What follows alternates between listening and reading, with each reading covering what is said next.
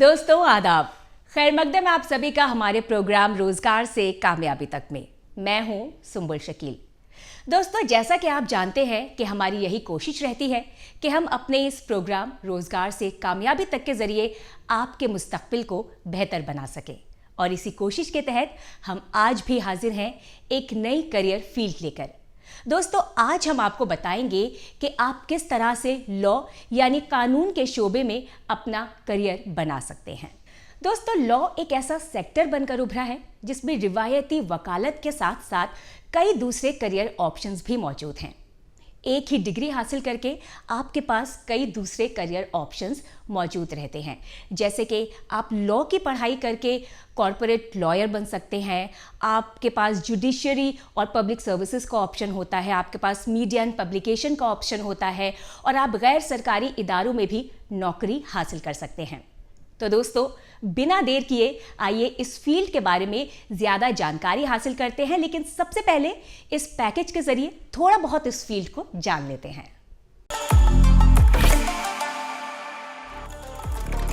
आज कोई भी शोबा कानून से अछूता नहीं है। आम जिंदगी की सरगर्मियों से लेकर इंडस्ट्री, साइबर, इंतजामी जैसी हर सरगर्मी में कानून के जानकारों की जरूरत पड़ती है। साथ ही माशी सरगर्मियों के बढ़ने और डिजिटल दौर के बाद से वकालत का शोबा बढ़ता ही जा रहा है, जिसके नतीजे में प्राइवेट शोबों में काम के कई नए मौके सामने आ रहे हैं। नए दौर में कानून के जानकारों के लिए कॉरपोरेट वर्क कल्चर भी सामने आया है। इसीलिए कानून के निसाब में criminal law, corporate law, intellectual property और पेटेंट कानून, cyber law, family law, banking law, tax law वगैरह एक बड़ा हिस्सा होते हैं। इस मैदान में दाखिले के लिए LLB की डिग्री मिलने के बाद वकालत करने के लिए स्टेट बार काउंसिल में एनरोल कराने की जरूरत होती है। आज कानून का मैदान नौजवानों के लिए कामयाबी के इम्कानात से भरा करियर साबित हो सकता है। लॉ की डिग्री मिलने के बाद आप जुडिशियल सर्विसेज और सिविल सर्विसेज के एग्जाम में भी शामिल हो सकते हैं। लॉ एक ऐसा शोबा है जहां गवर्नमेंट और प्राइवेट दोनों सेक्टर में अच्छे मौके हैं। कानून के मैदान में पढ़ने की आदत होने के साथ प्रेजेंटेशन स्किल्स और बोलने में माहिर होना बहुत काम आता है। साफ तौर पर कहा जा सकता है कि लॉ एक ऐसा सेक्टर बनकर उभरा है जिसमें कई दूसरे करियर ऑप्शंस जुड़ रहे हैं। तो अगर आपकी दिलचस्पी भी कानून से जुड़ी बारीकियों को जानने और दूसरों को इंसाफ दिलाने में है, तो लॉ का मैदान आपकी इस दिलचस्पी को एक शानदार करियर में बदल सकता है। दोस्तों उम्मीद है इस पैकेज के जरिए आपको लॉ की फील्ड में करियर के इम्कानात पर थोड़ी बहुत जानकारी हासिल हो गई होगी। चलिए इसी फील्ड पर ज्यादा जानकारी हासिल करते हैं अपने अगले सेगमेंट में, जिसका नाम है करियर की बात एक्सपर्ट के साथ। दोस्तों आज हम आपको लॉ में करियर के इम्कानात पर जानकारी दे रहे हैं, और इसी पर ज्यादा बातचीत करने के लिए हमारे साथ इस वक्त मौजूद हैं law expert miss Parthivi Ahuja. खैर मकदम है मैम आपका हमारे इस प्रोग्राम में। Thank you ma'am. ज़्यादातर जो लोग हैं उनको लगता है कि लॉ की डिग्री हासिल करने के बाद या तो आप जज बन सकते हैं या फिर एक लॉयर बन सकते हैं, लेकिन शायद ऐसा नहीं है, और भी कई फील्ड्स हैं जहाँ पे आप अपना करियर बना सकते हैं। तो ये जो एक गलतफहमी है इसको आप किस तरह से दूर करेंगी? देखिए पहले मुझे भी ऐसा ही लगता था कि लॉ करने के बाद या तो सिर्फ जज बन सकते हैं या वकील बन सकते हैं या फिर ज़्यादा से ज़्यादा लॉ में प्रोफेसर बन सकते हैं। बट एक्चुअली हमारे पास बहुत सारे ऑप्शंस अवेलेबल हैं। तो जैसे आप कॉर्पोरेट लॉ फर्म्स ज्वाइन कर सकते हैं, आप मिनिस्ट्रीज़ में जो गवर्नमेंट की बहुत सारी मिनिस्ट्रीज़ हैं, जैसे ministry of law and justice, ministry of textile, ministry of steel, उसमें आप रिसर्च एसोसिएट या कंसल्टेंट बन सकते हैं। आप एकेडमिक्स में तो जा ही सकते हैं, आप लॉ प्रोफेसर बन सकते हैं। आप लीगल प्रोसेस आउटसोर्सिंग में काम कर सकते हैं, जहाँ पर विदेशों की कंपनीज आकर इंडिया में अपना लीगल जो काम होता है वो आउटसोर्स करती हैं, और लीगल कंपनीज जो होती हैं वो उन्हें अपना काम लीगल जो भी उनका बाहर की कंट्रीज़ का जो भी लीगल काम होता है वो हम आउटसोर्स करके उन्हें प्रोवाइड करते हैं। फिर आप पब्लिक सेक्टर अंडरटेकिंग्स जो PSUs हैं, जैसे Indian oil corporation, Bharat petroleum, NTNL, वहाँ पर आप जॉब कर सकते हैं। तो वो प्रॉपर एक सरकारी नौकरी की तरह होता है। आप जजेस के साथ लॉ क्लर्क्स या लॉ रिसर्चर्स बन सकते हैं, जैसे हाई कोर्ट और सुप्रीम कोर्ट के जजेस के साथ। आप लीगल जर्नलिज्म में आ सकते हैं, जहाँ पर जैसे बहुत सारे लीगल न्यूज़ चैनल्स होते हैं, उनको legal advisers, legal consultants, experts की ज़रूरत होती है। लॉ पब्लिकेशंस जैसे हैं EBC है और लेक्सिस नेक्सिस है, तो इन लोगों के साथ आप एडिटर्स और जो भी उनके कंटेंट राइटर्स, कंटेंट क्रिएटर्स का काम कर सकते हैं। और आप स्पेशलाइज्ड फील्ड्स में काम कर सकते हैं। आप इंसॉल्वेंसी प्रोफेशनल बन सकते हैं, आप GST प्रैक्टिशनर बन सकते हैं, आप ट्रेडमार्क अटॉर्नीज, पेटेंट एजेंट्स, तो लिस्ट इज़ एंडलेस, आप कुछ भी बन सकते हैं। तो जैसे कि आपने बताया कि बहुत सारी फील्ड्स हैं जिनमें आप काम कर सकते हैं। लॉ की अगर हम बात करें तो इसके जो डिफरेंट शाखाएं हैं, जो ब्रांचेस हैं, उनके बारे में आपसे जानना चाहेंगे। या कॉर्पोरेट लॉ से लेकर क्रिमिनल लॉ तक की अगर हम बात करें तो लॉ जो है वो करियर के लिहाज से किस तरह से अहम हो जाती है? तो लॉ बहुत ही वास्ट फील्ड है। हम डे टू डे अपनी जो लाइफ में छोटी से छोटी चीज़ से इंटरेक्ट करते हैं, हम रियलाइज़ भी नहीं करते कि जो एक छोटी सी चीज़ हम अपनी लाइफ में कर रहे हैं, जैसे दुकान से जाके कुछ सामान खरीदना, हम रियलाइज़ नहीं कर रहे हैं, बट वहाँ पर भी लॉ एप्लीकेबल है। वहाँ पर आपने कोई चीज़ खरीदी, आपने कुछ खरीदा और उसमें आपको वो जो प्रोडक्ट आपने खरीदा वो आपको ख़राब मिला या उसमें कोई चीज़ कम मिली। जैसे आपने बहुत सारे इंस्टेंसेस सुने होंगे, आपने कोल्ड ड्रिंक खरीदी, उसमें कीड़ा निकला, तो ये वहाँ पर कंज्यूमर प्रोटेक्शन एक्ट आ जाता है। आप किसी भी चीज़ को देख लीजिए, अगर आप बाहर जा रहे हैं, आपका एटमॉस्फेयर है, आपका एनवायरनमेंट है, air, water, everything is related to law, तो सब चीज़ों पे लॉ है। तो इसी तरह से आप कॉर्पोरेट लॉ की बात कर रहे हैं, तो कॉर्पोरेट लॉ में कंपनीज़ कैसे बनती हैं, उनकी क्या डॉक्यूमेंटेशन रिक्वायर्ड है, उनको कैसे, अगर दिवालिया निकल गया तब क्या उनका प्रोसेस है, क्या उनको लीगल उनके कंप्लाइंसेस है जो उन्हें मैंडेटरीली फॉलो करने हैं। और इसी प्रकार से आप एनवायरनमेंट लॉ ले लीजिए, तो एयर, वाटर, ट्रीज़, इन सबको प्रिजर्व कैसे करना है, और जो भी ह्यूमन एक्टिविटीज़ हैं जो इन्हें ख़राब कर रही हैं, दूषित कर रही है, हमारा पर्यावरण नष्ट हो रहा है, उसको हम ह्यूमन एक्टिविटीज़ को कैसे कंट्रोल करेंगे ताकि हम अपना एनवायरनमेंट प्रिजर्व कर सकें।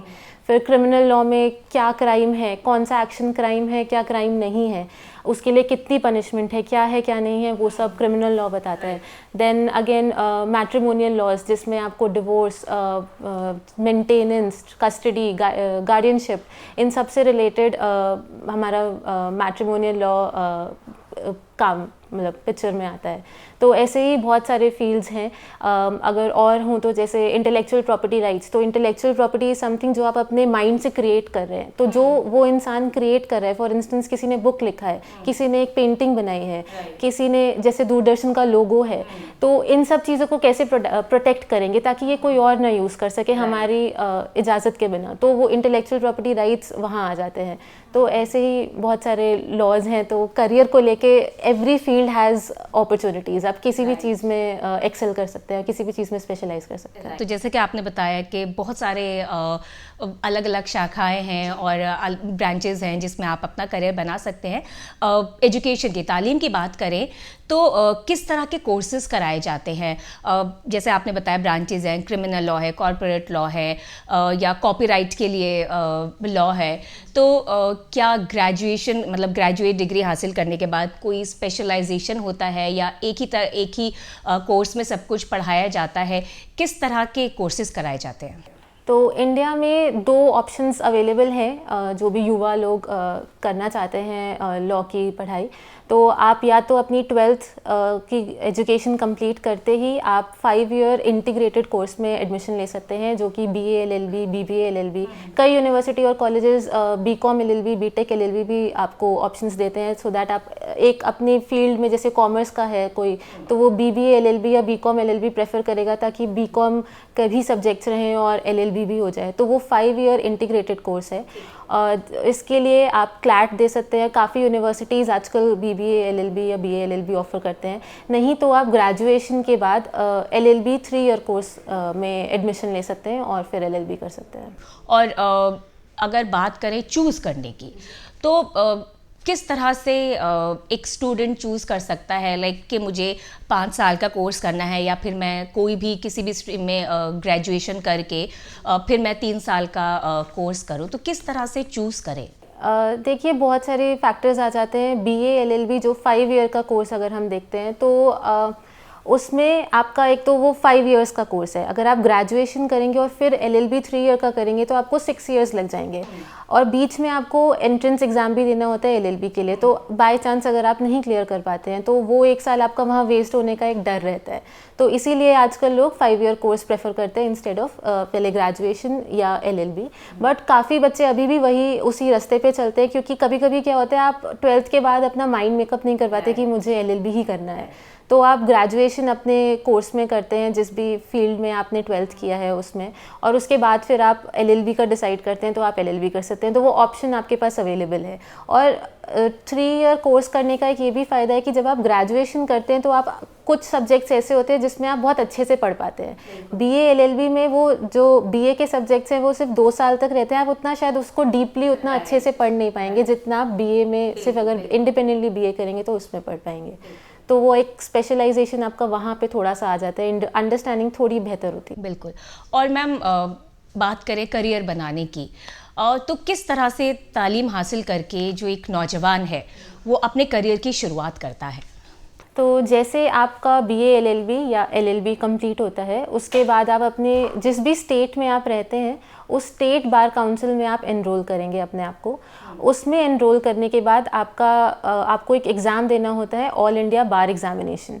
तो ऑल इंडिया बार एग्ज़ामिनेशन देने के बाद आप ऑल ओवर इंडिया प्रैक्टिस कर सकते हैं। स्टेट बार काउंसिल में आप जब एनरोल करेंगे तो आप सिर्फ वो स्टेट में प्रैक्टिस कर सकते हैं, लेकिन जब आपने वो all India bar examination clear कर लिया तो उसके बाद आप all over India as an advocate practice कर सकते हैं। ओके।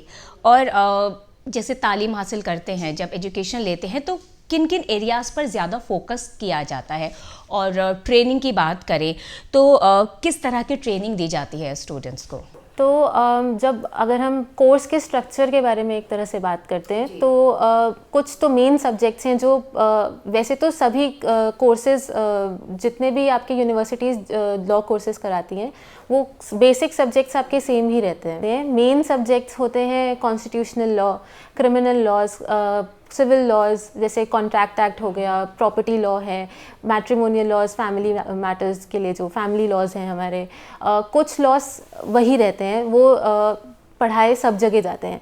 बट कुछ स्पेशलाइज्ड लॉ हैं, पढ़ाए ये भी हर जगह जाते हैं, बट कुछ कभी कभी कुछ एक्स्ट्रा और कुछ थोड़ा कम किसी किसी कॉलेज में आपको देखने को मिलेगा। किसी कॉलेज में आपको किसी एक फील्ड में शायद स्पेशलाइजेशन मिल जाएगी एलएलबी में ही, किसी में आपको शायद नहीं मिलेगी, बट पढ़ाया इक्वली जाता है। तो स्पेशल सब्जेक्ट्स हो गए जैसे कॉर्पोरेट लॉ हो गया, इंटेलेक्चुअल प्रॉपर्टी राइट्स हो गया, एनवायरनमेंट लॉ हो गया। तो इसी तरह से किसी एक पर्टिकुलर फील्ड में थोड़ा सा आपको शायद ज़्यादा स्पेशलाइजेशन मिल जाए, बट अदरवाइज सारे सब्जेक्ट्स हर जगह सेम है।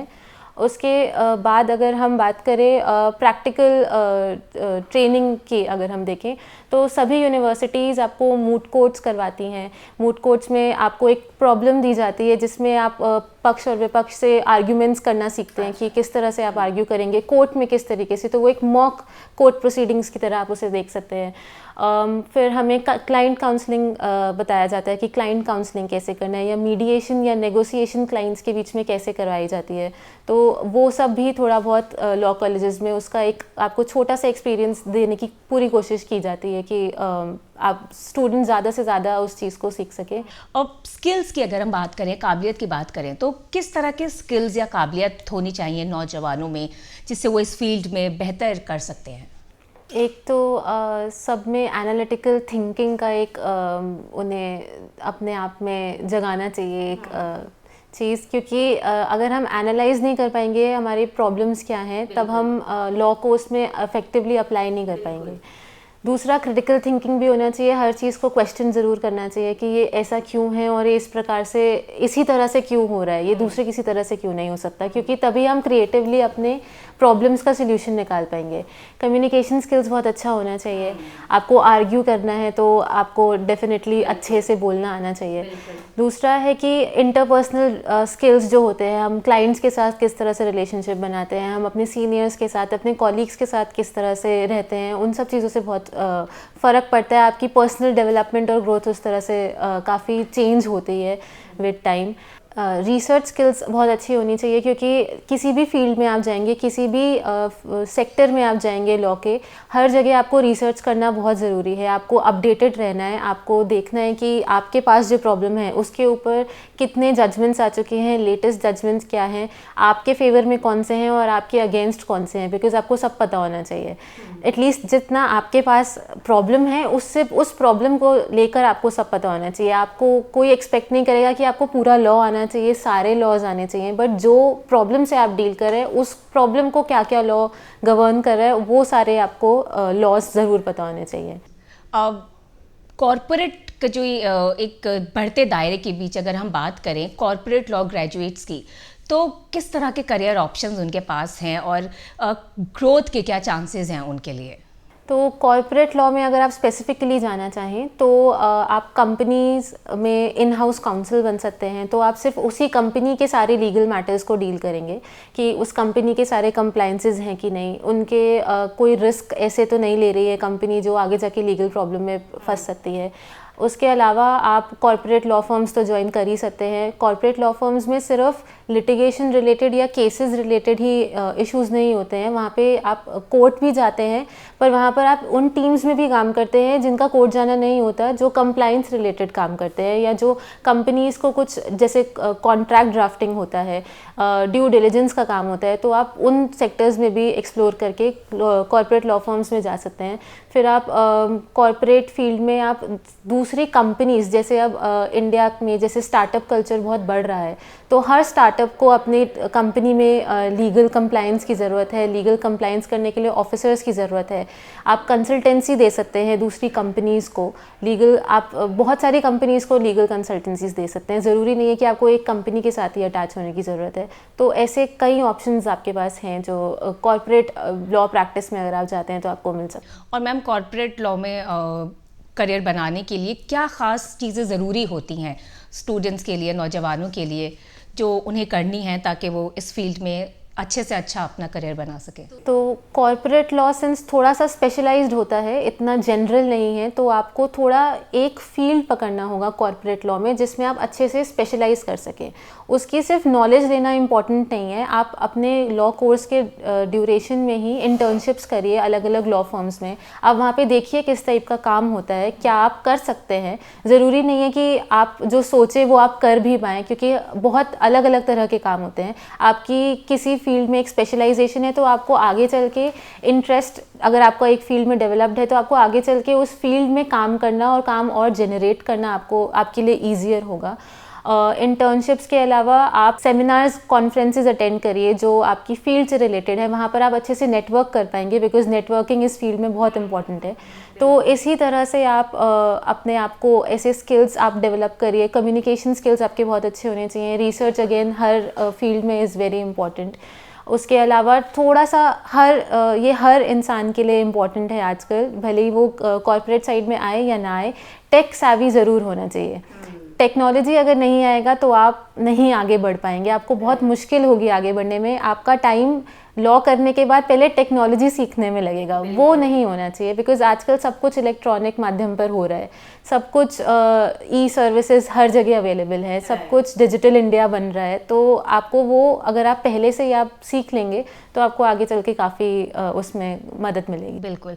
मैम, जो नौजवान लॉयर बनना चाहते हैं तो उनके लिए कब से तैयारी करना शुरू होना चाहिए? मतलब उन्हें कब से तैयारी कर देनी चाहिए लॉयर बनने के लिए या एग्ज़ाम्स देने के लिए? और उनके लिए लॉयर बनने के लिए कौन कौन से एग्ज़ाम्स कराए जाते हैं?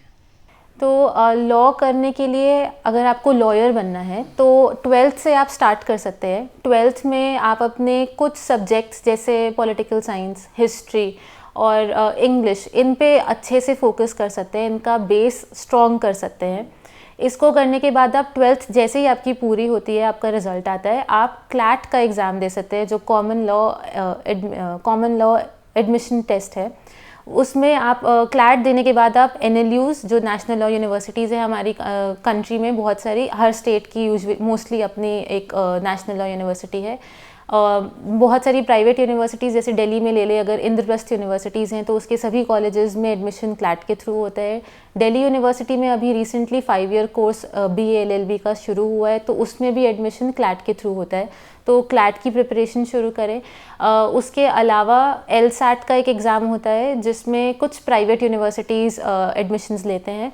उसके अलावा एक AILET है, IELTS बोलते हैं उसे, all India law entrance test है, उसमें national law university of Delhi जो है सिर्फ उसी के लिए एडमिशन होता है। और बाकी आप अपने स्टेट में जो भी कॉमन एंट्रेंस टेस्ट होते हैं लॉ से रिलेटेड वो देख सकते हैं और फिर उसी हिसाब से अपने मनपसंद यूनिवर्सिटी में एडमिशन ले सकते हैं। मैम, बात करें अगर इंस्टीट्यूट या यूनिवर्सिटी की, तो एक इंस्टीट्यूट का नाम कितना अहम हो जाता है लॉ के फील्ड में एक बेहतर करियर बनाने के लिए, कि ये जो नौजवान है इसने इस इंस्टीट्यूट से पढ़ाई की है, तो मतलब उसका नाम सुनते ही अब ये जाहिर हो जाएगा कि हाँ, ये इसके आगे इसका बहुत ही ब्राइट फ्यूचर है। देखिए, अगर एक अच्छे इंस्टीट्यूट का नाम आपके नाम के साथ जुड़ता है तो जाहिर सी बात है कि बहुत अच्छा लगता है। आप लोगों को आप पे भरोसा होता है कि हाँ, इस इंसान को आता है, काम आता होगा या अच्छे से काम करेगा, और आपसे उम्मीदें ज़्यादा होती हैं। लेकिन ज़रूरी नहीं होता कि हर कोई उस उम्मीद पे खरा उतरता है। कई बार हम लोगों ने ऐसा देखा है कि कुछ बच्चे जो बहुत अच्छे इंस्टीट्यूट से या यूनिवर्सिटी से पढ़कर आते हैं, उनका परफॉर्मेंस उतना अच्छा नहीं होता जितना उन बच्चों का होता है जो किसी ऐसे यूनिवर्सिटी या कॉलेज से पढ़ के आएंगे जिसका शायद आपने नाम भी नहीं सुना होगा।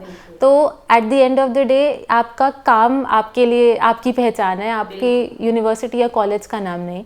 तो आपकी परफॉर्मेंस पे सब डिपेंड करता है, आपको हार्ड वर्क करना ही करना है, चाहे आप कॉर्पोरेट में हो चाहे आप लिटिगेशन में हो। तो हार्ड वर्क हर जगह ज़रूरी है। अच्छा अपना कम्युनिकेशन स्किल्स और अपना जो आप पर्सनल ग्रोथ जितना भी कर सकते हैं इस फील्ड में, वो सब ज़रूरी है। आपके ऊपर डिपेंड करता है, आपकी यूनिवर्सिटी और कॉलेज पे वो एक पॉइंट के बाद डिपेंड नहीं करेगा। क्योंकि अगर आप किसी केस को लेकर जज के पास जाते हैं तो जज आपसे आपके केस के बारे में पूछेगा, आपके कॉलेज या यूनिवर्सिटी के बारे में नहीं। तो अगर आपका केस के बारे में आपकी केस पे अच्छी पकड़ है, आपकी लॉ पे अच्छी पकड़ है, तो जज आपसे उस पॉइंट पे इम्प्रेस होगा, ना कि आप इस यूनिवर्सिटी से पढ़ कर आए हैं उस चीज़ पर। मैम, जैसे कि आपने कुछ देर पहले जिक्र किया था कि हर चीज़ के पीछे एक लॉ है। अगर हम दुकान से कोई सामान भी लेने जाते हैं तो उसके पीछे भी एक लॉ छुपी हुई है। हमारे मुल्क की हम बात करें या इन जनरल बात करें तो किस तरह के बदलाव लॉ में हमें देखने को मिल रहे हैं, और बात की जाए हमारे मुल्क में जो तालीम दी जा रही है इस फील्ड में, उसके स्तर को आप किस तरह से देखती हैं? जो हमारे रिसेंटली जैसे कंट्री में अभी आपने सुना होगा क्रिमिनल लॉज आए हैं, 3 नए क्रिमिनल लॉज, भारतीय न्याय संहिता, भारतीय साक्ष्य अधिनियम और भारतीय नागरिक सुरक्षा संहिता। तो ये लॉज अभी 1 जुलाई से आएंगे, लागू होंगे। तो इन लॉज को पढ़ाने के लिए सभी यूनिवर्सिटीज़, सभी कॉलेजेस अपने स्टूडेंट्स को अभी से ही शिक्षा देंगे, सब अभी से ही पढ़ाना शुरू कर देंगे। और लॉज एक ऐसी फील्ड है जो हमेशा चेंज होती रहती है, कॉन्स्टेंटली चेंज होती है। आप जो आज लॉ का मतलब समझ रहे हैं, एक पर्टिकुलर लॉ का मतलब आज आप ये समझ रहे हैं, तो कल वो बदल कर कुछ और हो जाएगा। जैसे सिचुएशंस होंगी लॉ उस तरह से चेंज होगा। लॉ बहुत डायनामिक है, वो एक जगह रुका नहीं रहता है। तो आपको हर समय पढ़ने की ज़रूरत है, हर समय जैसे लॉ इवॉल्व हो रहा है आपको भी उसके साथ इवॉल्व होने की ज़रूरत है। तो लॉ जो हमारे कॉलेजेस हैं या यूनिवर्सिटीज़ हैं वो भी उसी तरह से उतना ही अच्छा उन्हें अपने स्टूडेंट्स को जितना हो सकता है वो उतना ही अच्छा पढ़ाने की कोशिश करते हैं। फैकल्टी और रिसोर्सेज और लाइब्रेरीज़ हर जगह अवेलेबल है, आप हर स्टूडेंट जाकर ले सकता है। तो एजुकेशन अच्छा है जो भी प्रोवाइड किया जाता है। और बाकी रही बात जो चेंजेस लॉ की फील्ड में और आ रहे हैं, जैसे सब कुछ डिजिटलाइज हो रहा है, तो डिजिटलाइजेशन होने के बाद आप केसेस ई फाइल कर रहे हैं। तो आपको केसेस ई फाइल करना आपका एजुकेशनल इंस्टीट्यूशन जो है, आपका लॉ स्कूल है, वो नहीं सिखाएगा, वो आपको उसके बाद ही सीखना है।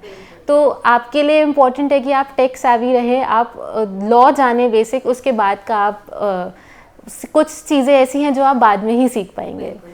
और अगर कोई स्टूडेंट विदेश से पढ़ाई करता है, लॉ की दूसरे मुल्क से पढ़ाई करता है, तो क्या वो उसको दूसरों से अलग ले जाने में अहमियत रखता है?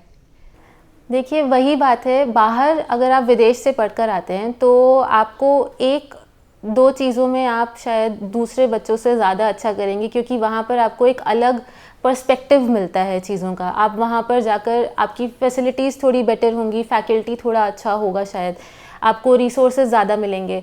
बट आप दूसरे कंट्री के लोगों के साथ पढ़ेंगे तो आपका वो एक जो टीम वर्क कैसे करना है अलग अलग तरह के लोगों के साथ, आपको उनके साथ इंटरेक्ट कैसे करना है, आपकी कम्युनिकेशन स्किल्स, आपके बाकी एस्पेक्ट्स में आप ग्रो ज़रूर करेंगे, बट उससे बहुत ज़्यादा फ़र्क नहीं आता है अगर आपने इंडिया से एजुकेशन लिया है या आप किसी और कंट्री से आपने एजुकेशन लिया है, उसमें बहुत ज़्यादा फ़र्क नहीं है। पर हाँ, अगर आप कर सकते हैं, आपको स्कॉलरशिप मिल रहा है या आप काबिल है या आप जैसे भी कर सकते हैं उस चीज़ को, आपके पास अपॉर्चुनिटी है तो ज़रूर करना चाहिए। यकीनन ये एक बहुत बड़ी फील्ड है जिसमें लॉ की पढ़ाई करके आप कई ऐसे सेक्टर्स हैं जिसमें काम कर सकते हैं, चाहे वो कॉरपोरेट वर्ल्ड हो या मीडिया हो, कई सारी ऐसी जगह हैं, कंपनी सेक्रेटरी बन सकते हैं आप। काफ़ी कुछ बताया है आपने इस फील्ड के बारे में। चलते चलते आपसे मैसेज लेना चाहेंगे उन नौजवानों के लिए जो इस फील्ड में अपना करियर बनाना चाहते हैं। तो सबसे पहले तो वही हार्ड वर्क हमेशा इम्पॉर्टेंट है, बहुत मेहनत करने की ज़रूरत है। आप वो किसी भी फील्ड में जाएं, आपको मेहनत तो करनी ही है। तो हार्ड वर्क से कभी पीछे ना भागें और थोड़ा अपने आप को टेक सेवी ज़रूर बनाएं, क्योंकि जैसे डिजिटलाइजेशन हो रहा है और जो हमारे करंट चीफ जस्टिस हैं honourable mister justice DY Chandrachud, उन्होंने सब कुछ डिजिटलाइज करने का कोशिश किया है। हम छोटी से छोटी चीज़ें जो पहले एक छोटी छोटी चीज़ों के लिए हमें कोड भागना पड़ता था, आजकल वो हम सब ऑफिस में अपने लैपटॉप से या घर पे अपने लैपटॉप्स पे सर्च कर सकते हैं।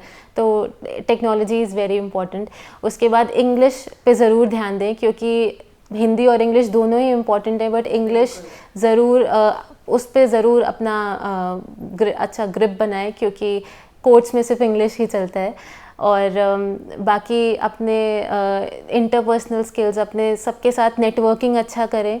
Networking is the key in this profession and seniors juniors everybody is very important. सबके साथ अच्छे रिलेशनशिप बनाएं, क्लाइंट्स के साथ अच्छे रिलेशनशिप्स बनाएं and that is it. Research अच्छा रखें, दैट इज़ इट। बहुत बहुत शुक्रिया मैम, आपने वक्त निकाला हमारे प्रोग्राम के लिए और इस फील्ड के बारे में हमें ये इतनी सारी जानकारियाँ दी। बहुत बहुत शुक्रिया आपका। Thank you. तो दोस्तों, उम्मीद है हमारी एक्सपर्ट मिस पार्थिवी आहूजा के जरिए आपको इस फील्ड के बारे में काफ़ी कुछ जानने को मिल गया होगा। चलिए, इस फील्ड पर जानकारी हासिल करने के बाद बढ़ते हैं आगे और आपको बताते हैं कि इस वक्त आपके लिए कहाँ कहाँ नौकरियाँ मौजूद हैं और कौन कौन से कोर्सेज में आप एडमिशन ले सकते हैं। आइए जल्दी से देख लेते हैं।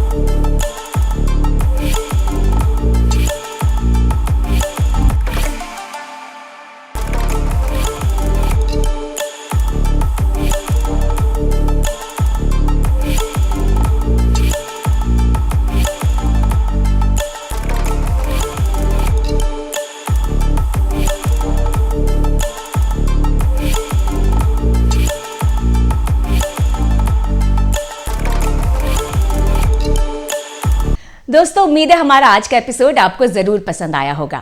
अगले हफ्ते एक नए सब्जेक्ट की जानकारी के साथ आपसे फिर होगी मुलाकात। तब तक के लिए मुझे दीजिए इजाजत। आदाब।